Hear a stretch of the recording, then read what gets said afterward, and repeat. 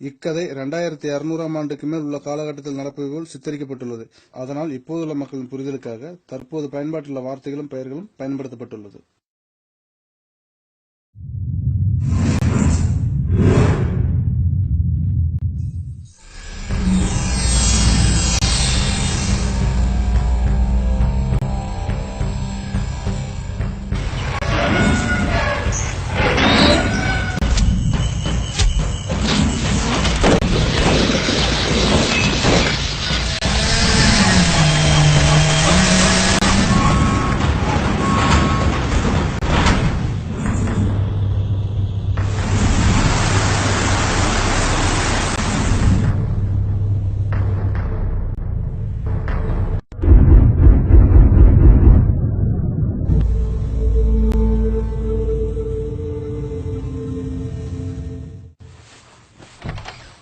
பக்கத்துல இருக்கிற மெடிக்கல்ல போய் டிஃபன் வாங்கிட்டு வாங்கினா இவ்வளவு நேரமா?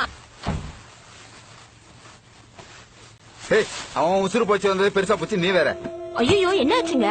டிஃபன் வாங்கிட்டு வர்றப்ப திடீர்னு மூச்சு விட முடியாம அப்படியே நின்னுட்டேன். சுத்தி முத்தியும் பார்த்தனா என்னைய மீறே நிறைய பேர் அங்கங்க உட்காந்துகிட்டு இருந்தாங்க. கொஞ்சம் பேர் அப்படியே கீழே விழுந்துட்டாங்க. என்னாச்சுன்னு விசாரிச்சா நம்ம ஆக்சிஜன் ப்ரொடக்ஷன் பிளான்ட்ல ஏதோ சின்ன ப்ராப்ளமா. சரியானதுக்கு அப்புறம் தான் வந்தேன். உங்க கோபத்துக்கு காரணம் எல்லாம் இவங்களாலதான். நம்ம தாத்தன் பாட்டன் முப்பாட்டனுங்களும் அவங்களோட சேர்ந்த வாழ்ந்தவங்க தான். நான் பெரிய பணக்காரனா நீ பெரிய பணக்காரனு பந்தா பண்ணிக்கிறதுக்காக பூமிக்காயவே கூறு போட்டு அழிச்சு நாசம் பண்ணி சம்பாதிச்சு வச்சுட்டு போயிட்டானுங்க.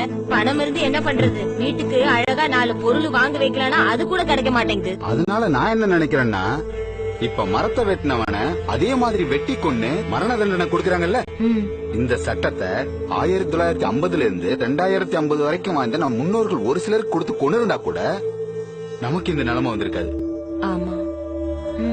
ஏன்னா அவங்கதான் அதிகமா இயற்கை வளங்களை அழிச்சு நாசம் பண்ணிட்டாங்கன்னு வரலாறு சொல்லுது இல்ல.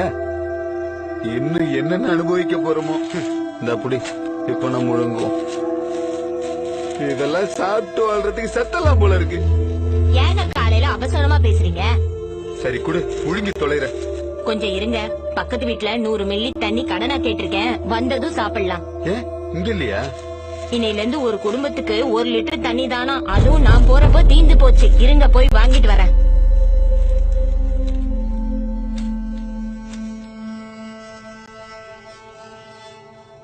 என்ன சிரிப்பு? நீங்க எல்லாம் காய்பழங்களோட இருந்த நிலத்தை அழிச்சு கட்டிடமா கட்டிட்டீங்க. கொஞ்ச நெஞ்சம் இருந்த மரத்தையும் மண்ணி அழிச்சு வாழ்ந்துட்டு போயிட்டீங்க. இங்க நல்ல காத்து கூட இல்ல. அதனால ரப்பர் கூண்டுக்குள்ள ஆக்சிஜன் விட்டு பாதுகாக்கப்பட்ட விலங்கு மாதிரி வாழறோம். அது மட்டுமா, நாங்க பிறந்ததுல சாப்பாடு என்ன தெரியுமா? இந்த மாத்திரை தான்.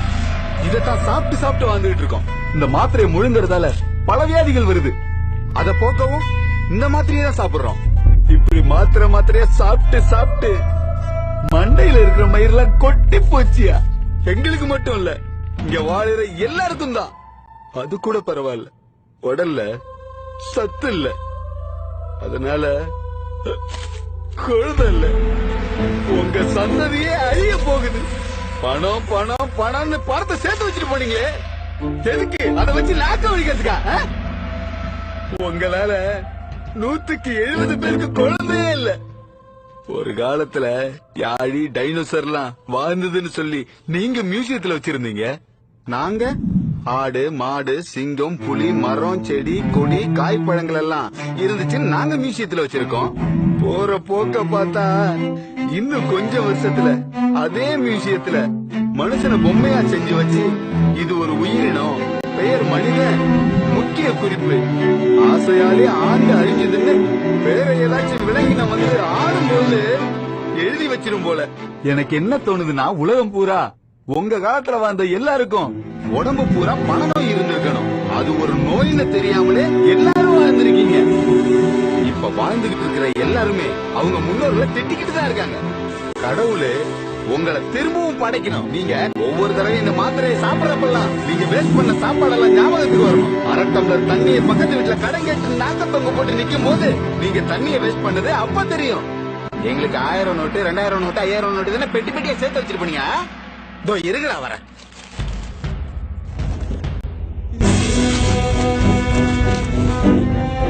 அதை விட உங்களுக்கு 1 லட்சம் ரூபா 2 லட்சம் ரூபா 10 லட்சம் ரூபா நோட்டுக்கெல்லாம் வண்டி வண்டியா கொடுக்குறோம். என்ன